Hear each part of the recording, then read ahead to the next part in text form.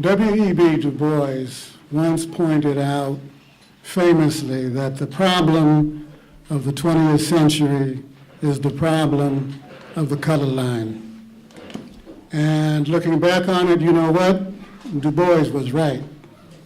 It was one hell of a century. And for most black people, that hell started in the South. For one family, it began in a place called Patton Junction, Alabama. It was there that a group of black coal miners went out on strike. Their hours were too long, wages were too low. They had no rights that a white Alabaman was bound to respect. So they went out on strike, and the company wasn't having it. No, they called together the sheriff and a group of vigilantes, and they marched down to the Union Hall that sat in the middle of a cornfield. And the sheriff called out, "Hey, you boys, come on out of there." And the answer was silence. "I said, come on out." Again. So the sheriff said, "Okay," and he picked up his rifle and put it to his shoulder, but then his son stopped him and said, "Daddy, let every man stand for himself." And the boy dropped down on one knee, put his rifle to his shoulder, and boom, pulled the trigger. And don't you know that was the last trigger that boy ever pulled? Because the miners were hiding in the cornfield. And when he pulled that trigger, they pulled their triggers too. And that was the end of Patton Junction and the end of that strike. Now, as the story goes, they sent in troops to go after the miners, but the poor whites in the adjoining county cut the railroad tracks so the troops couldn't come in, and the miners and their families were able to escape. Some went to Oklahoma, but a tornado blew down the house. So they moved to a place called Wolf Pit, Kentucky, but the Klan drove them out. So they joined the hundreds of thousands of other African Americans in the great migration north, looking for jobs in auto and steel in places like Cleveland and Detroit and Gary. And these were the circumstances that shaped that period, including the founding of the Communist Party. Now, as things turned out, one of the daughters of one of the miners at Patton Junction ended up as the only woman on the picket line during the Little Steel Strike of 1937. Well, it made sense. Her daddy was a union man, and she never met a strike that she didn't like.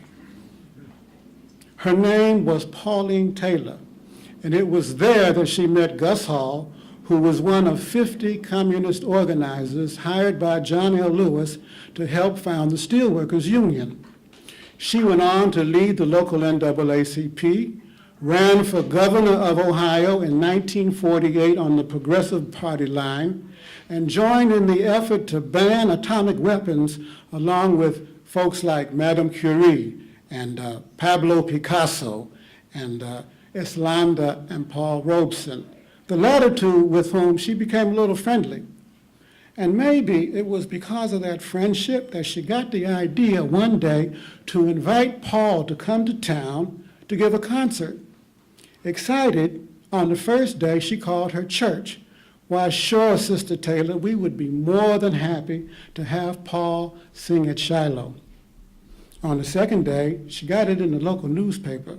The headline read, "Paul Robeson to sing at Shiloh." On the third day, she got death threats.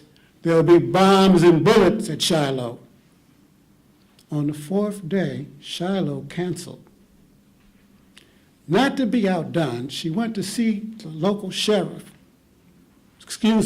of police, and she said, "Chief Allen, we have invited Paul to Youngstown. We have gotten death threats. We need police protection." Allen said, "Paul who?"